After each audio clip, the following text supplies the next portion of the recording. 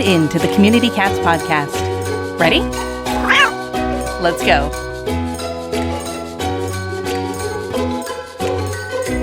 Welcome to the Community Cats Podcast. I am your host, Stacy LeBaron. I've been involved helping homeless cats for over 20 years with the Merrimack River Feline Rescue Society. The goal of this podcast is to expose you to amazing people who are improving the lives of cats. I hope these interviews will help you learn how you can turn your passion for cats into action. Today, we're speaking with Mariah McCulley. Mariah has been employed by Animal Friends Alliance for over 9 years. She graduated from Colorado State University in 2009 with a Bachelor's of Science in Zoology and has always known she was supposed to work with animals. She has experience in high-volume spay-neuter clinics, adoptions, customer service, TNR, and of course, fostering feral kittens. She realized early on that most feral kittens have the odds stacked against them, and many never get a shot or a second chance. That just had to change.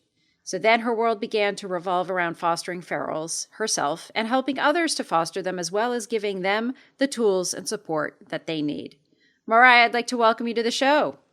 Stacy, thank you so much for the invitation and for having me on today. I'm so excited to talk about this subject in particular, and I really hope that at the end, all the listeners will gain even a small tidbit of something they can take back to their community to make a difference for feral kittens and community cats.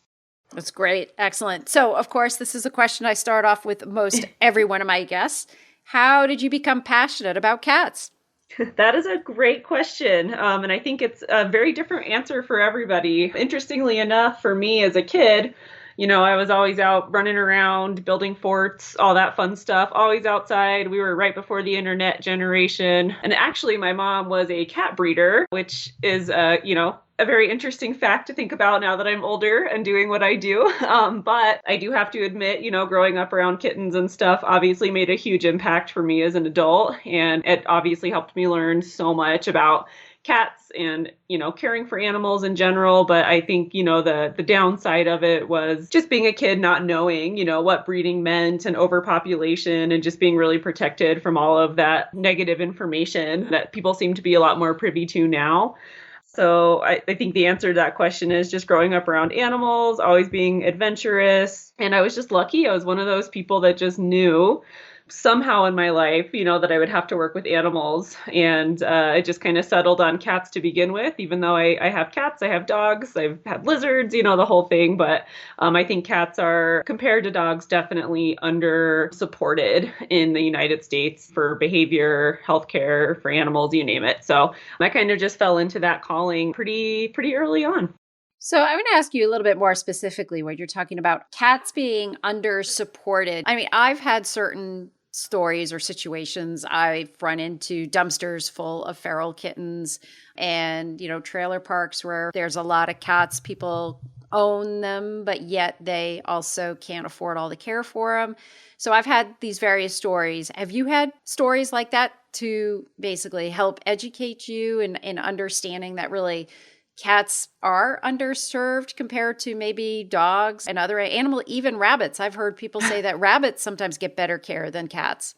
Absolutely, like 110%. I'm out here in Colorado, in Fort Collins, Colorado. Colorado as a state overall has really been great in being a progressive leader in animal welfare. We transfer in more animals than many, many, many other states combined from lower resource states. So I'm lucky to be able to see it from that perspective of, again, just recognizing the gaps that we already have existing in the U.S., but there's just such a difference for animal advocates for dogs versus cats sometimes. And it's such a weird dichotomous thing how you can, see more value in one than the other. And, cats are great. They haven't done themselves any favors because they can survive. It's not a great life, but they can survive. And we just don't see that same type of survival in dogs. So I think that they've added to their own people's prejudices against them because, a lot of people think, oh, well, cats are fine. They can live by themselves. They, can take care of themselves. They can feed themselves. They don't necessarily need us.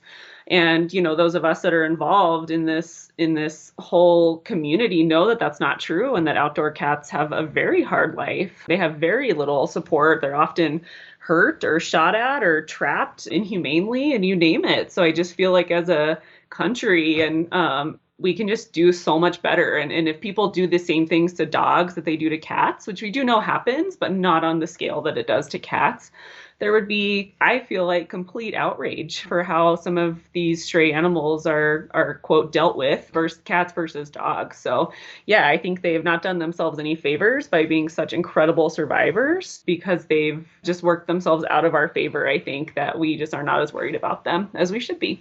So you touched upon some of the concerns and concepts around trap, neuter, return, and that it is a tough life for cats out there. And I think also that certainly depends. I mean, there are certainly colonies out there that have shelter, they have a dedicated caregiver, they are given wet food every night, they come up on the porch and that kind of thing.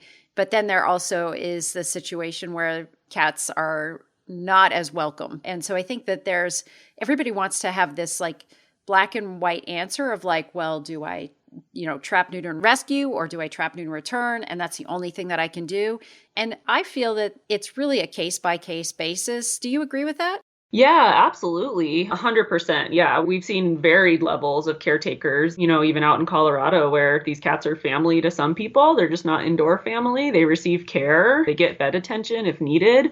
They try to deworm these cats, that to us is like the gold standard of a community cat. Of course, all the way down to, we've seen some horrific injuries and horrific infections and just stuff that is hard for us to even fathom. So absolutely, I agree with that assessment. And some cats are happier outside. We know this, depending on their socialization level. Some cats will never be happy hiding under a bed for 15 years of their life, So I think it's really important that we can come to terms with that, both as, rescuers, fosters, adopting out animals, like recognizing what does the animal need and making sure that we aren't just self-imposing because we feel bad that a cat might go back outside, that maybe for some cats, that's what they want. And that is their gold standard.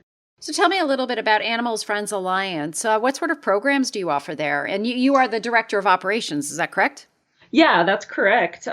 We've been around about 14 years at this point. And again, we're located in Fort Collins, Colorado. So that's pretty north. We're just south of the Wyoming border. We are a pretty unique organization that has really recognized early on the importance of community resources to help keep animals in their home.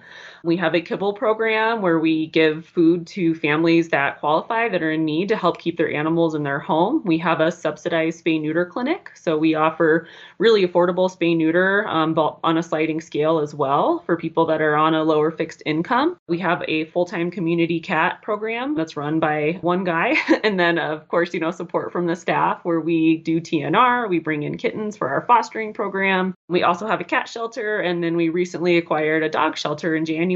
So we've had a lot of changes, but I think one of the things that sets our organization apart and why we found such success and support from the community is because, again, our founder recognized early on keeping animals in their home was the way that animal welfare was going to head. We can only spay and neuter so much. We can only transfer so much.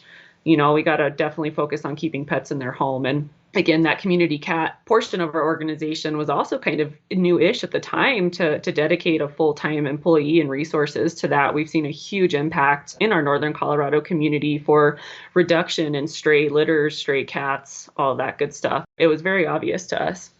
So when you hired that TNR coordinator, how long do you think it took for some statistical results to be shown?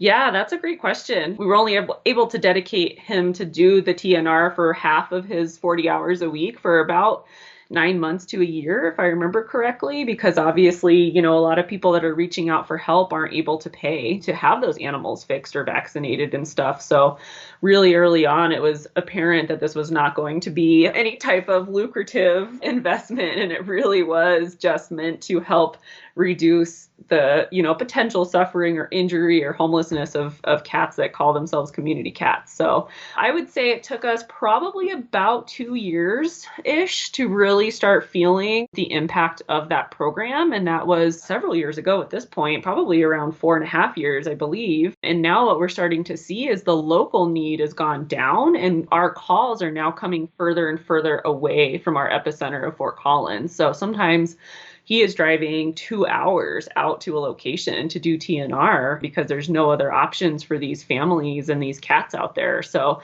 that's been the interesting thing, is to see that obviously we're making a difference because our calls locally are decreasing a lot. And we are now moving out to help more people, including other states. We've been to Wyoming and we've been to Nebraska to help with these situations. So, yeah.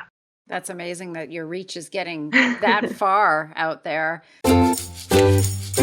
Celebrating the welfare of all cats. The International Cat Association, also known as TICA, is the world's largest feline genetic registry and is the #1 registry of household pet cats and kittens. TICA was the first and now the world's largest registry to allow household cats of unknown ancestry to compete for the same titles and awards as pedigreed cats. Whether you adopt or shop, TICA is the one-stop shop for all things feline.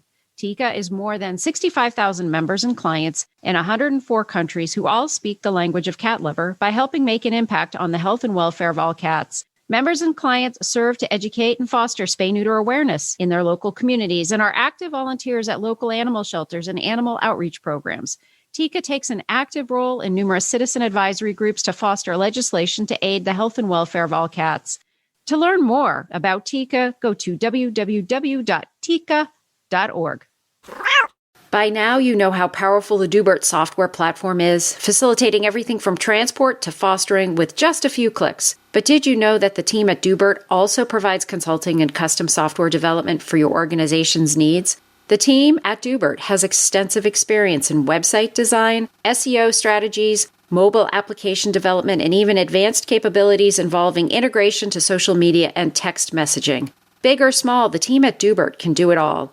And because Dubert operates as a social enterprise, all of the revenue from their consulting services goes back into developing even more innovative and life-saving solutions for animal rescues around the world. So if you are planning to increase your digital presence online through a new website or some SEO strategies, or if your organization is looking for an experienced web development team to support your operations, look no further than the team at Dubert. Reach out to Chris today at chris@dubert.com, and he'd be glad to discuss what you're trying to accomplish and how they can help. Are you ready to be part of the solution for feral and stray cats in your neighborhood? If so, then make sure to sign up for our next Neighborhood Cats TNR certification workshop. A new workshop is held online each month, generally on the first Saturday of the month, but please check our website for exact dates. For just $10, expert instructors will teach you best practices for trap, neuter, and return. TNR. Learn what TNR is and why it works. We'll cover getting along with neighbors, preparations for trapping, trapping itself, including entire colonies at once, feeding, providing winter shelter, and more. Take advantage of the interactive format, extensive handouts, and video footage of actual projects. Attendees will receive a certificate of attendance and gain access to an ongoing Facebook group for networking with other TNR activists. The 2.5-hour workshop is led by Susan Richmond, the Executive Director of Neighborhood Cats, and Brian Cordes, Neighborhood Cats National Programs Director. To find out the date of the next workshop and sign up, just visit communitycatspodcast.com.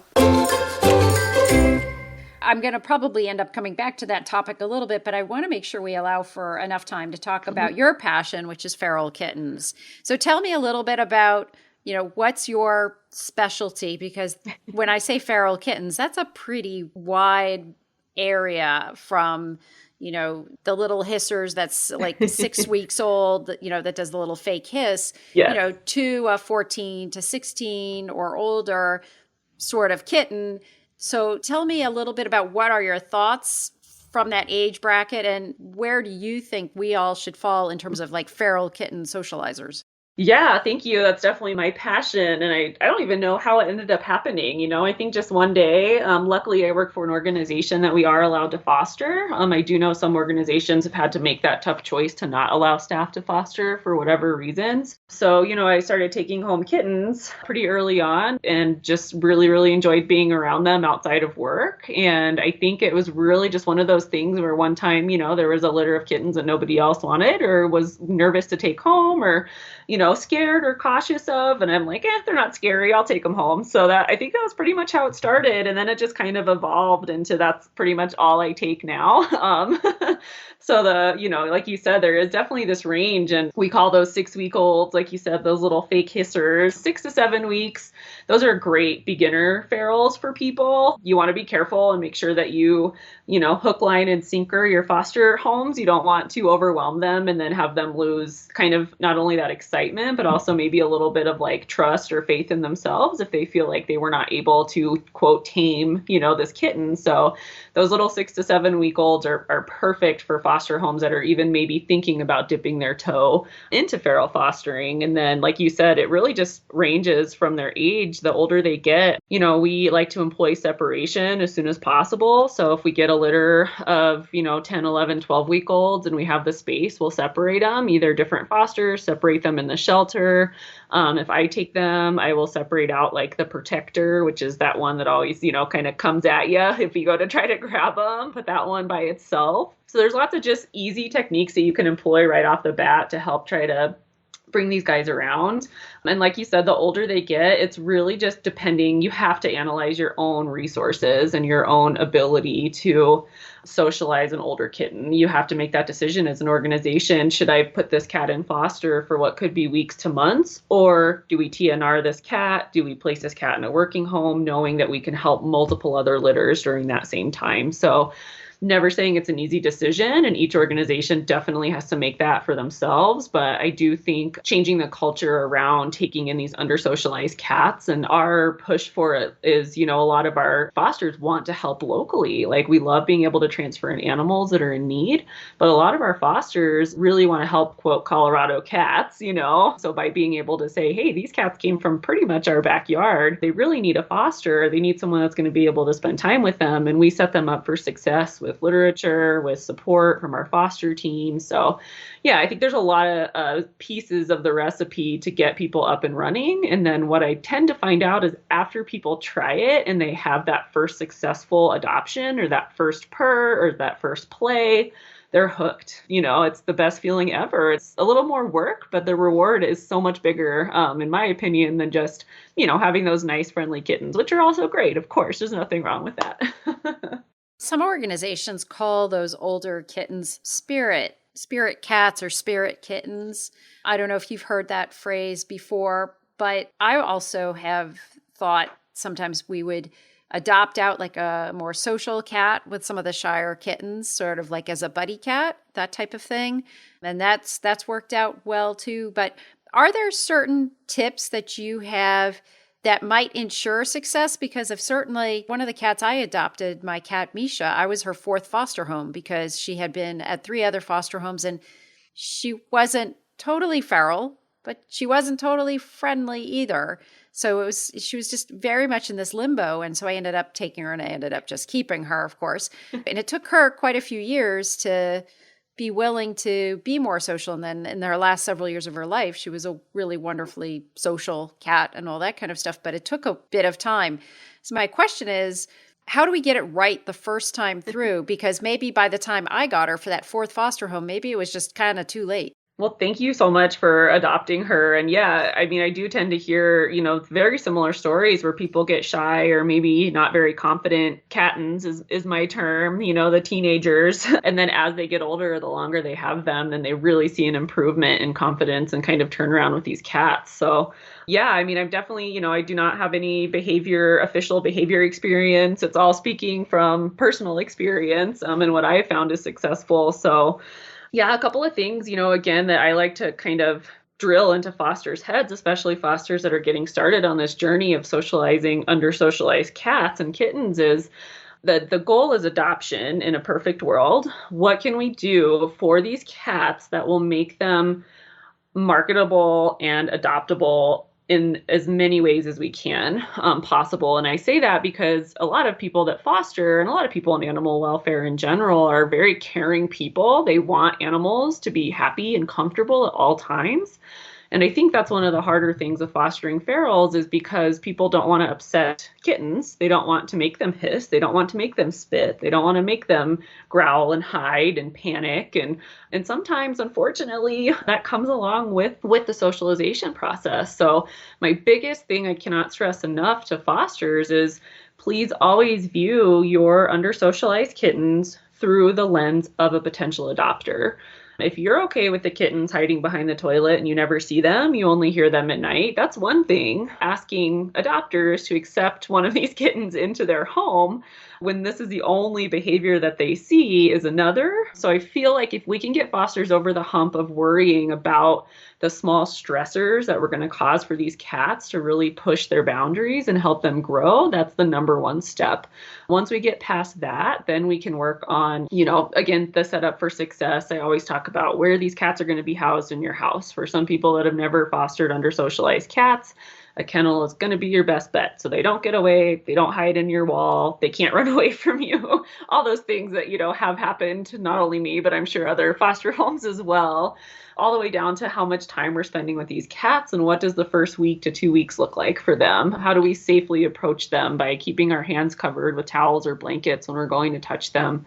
How do we, push them enough, but also not completely stress them out to where, they get sick or they stop eating or anything like that. And these are all those little pieces that you just have to learn from experience as you go through and you start to recognize similar milestones for these cats. So, you'll start to know as soon as they purr and as soon as they play and as soon as they don't hide, then all of these things are steps in the right direction and are also in themselves very rewarding for the foster homes. And then all the way up, of course, until adoption. And, we've been extremely successful with our socialization strategies that we use here. I rarely have cats come back because they weren't socialized enough. And I think being honest with adopters is really, really important. A lot of these cats are going to regress when they move from that place that they were confident and comfortable in. So the adopters need to be set up to recognize, hey, they might hiss a little bit when you get them home. Hey, they might hide. Hey, they might not play.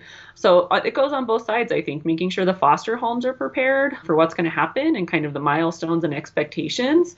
And then, of course, for the adopters as well, to recognize that these new animals in their home have had a different history than other kittens. And so they are going to see some different behaviors for sure. So I want to ask you about the role of food in socializing. Yeah, that's a great question. I personally have not had a ton of success with food, whether as treats or sometimes just sitting there while they eat. Absolutely. I feel like it can definitely be a little more leaning on the dog side. I feel like dogs are more willing to overcome their general fear for a snack. And I think cats are not always. I've had a lot more success with playing. What I tell my fosters is if a cat is playing at that moment in time, just that glimpse of a moment, they are not worried about their safety. They are focused on whatever that thing is in front of them. I feel like with the food, I definitely do have some fosters that employ that, whether it be treats or those little squeezy stick things, that taste really good.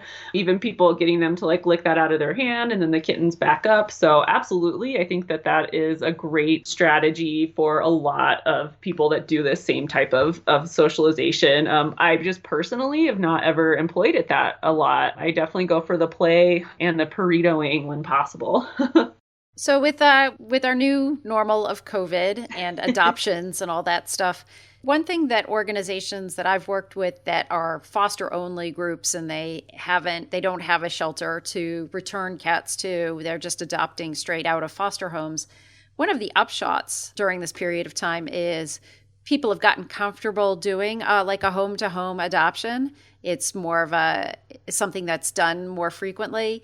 And they have found with the shyer kittens, if they take video of them sort of being comfortable in a home environment, but then, maybe they're a little timid or something, but just sort of showing how they are in the current foster home, the adoptive homes are willing to take more of a chance and willing to be more patient because they can see what the end result is. Have you employed any of that? Yeah, that's a great question. We are definitely lucky enough that we do have a shelter. However, I rarely send the under-socialized kittens, or at least originally under-socialized, back to the shelter. Every once in a while, for sure, it does benefit specific cats.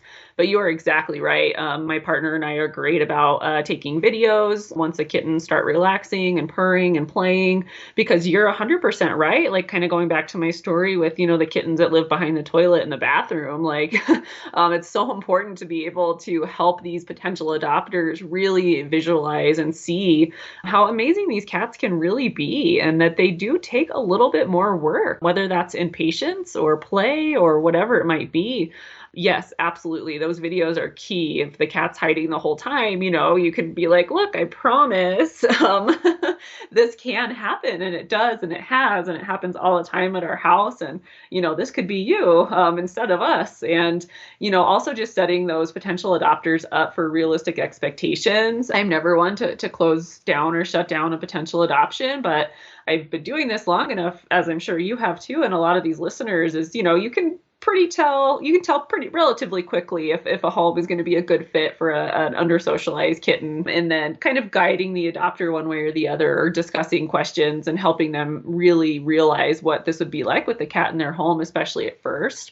So I think by the time we get to the point of showing them the video, pictures, all that stuff, they would hopefully, be a little more on board and kind of aware of what they're signing themselves up for. Obviously, when people see a cute picture of a cat, sometimes they don't read the bio, they aren't listening, they're just really excited. So really falls on our foster homes and our staff to make sure that we relay correct information and set up realistic expectations.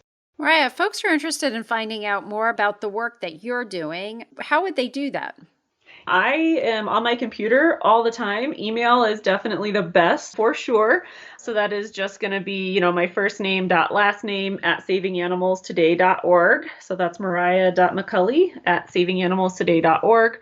Our website is savinganimalstoday.org. You can check that out. Our contact information is on there as well. And I am happy to answer any questions that anybody might have. If anyone is interested in pursuing, fostering feral kittens, it's something that I just love. I have a lot of self-written guides and literature to help people through it. So absolutely. Email is 100% the best. And I could talk about this stuff all day long. So don't hesitate to reach out. And is there anything else you'd like to share with our listeners today? Just obviously shows like this and all of these really grassroots movements, all of our communities are so different, but we all, share this responsibility in trying to make our local animals, whether that's dogs, cats, rabbits, whatever, we all have that responsibility to try to make their lives better. And there's so many small things that we can do that makes such a big difference. And anybody that is excited about that or recognizes their own shortcomings in their community, there are people and organizations out there that can help you get something started if that is what you want to pursue. Mariah, I want to thank you again for being a guest on my show, and I hope we'll have you on again in the future. Thank you so much, Stacy. This is really a fun opportunity. I'm very excited. Thank you. That's it for this week. Please head over to Apple Podcasts and leave a review. We love to hear what you think, and a 5-star review really helps others find the show. You can also join the conversation with listeners, cat caretakers, and me on Facebook and Instagram. And don't forget to hit follow or subscribe on Spotify, Apple Podcasts, Google Podcasts, YouTube, Stitcher, or wherever you listen to podcasts so you don't miss a single show. Thanks for listening, and thank you for everything that you do to help create a safe and healthy world for cats. The Community Cats podcast would like to shout out a few of our online event sponsors. Did you attend the United Spay Alliance conference in March? The incredible content and educational opportunity were brought to you in part by Marion's Dream and Humane Network. If you or your organization would like to sponsor content that you care about and that saves feline lives, go to communitycatspodcast.com/sponsor and learn more about how you can turn your passion for cats into action.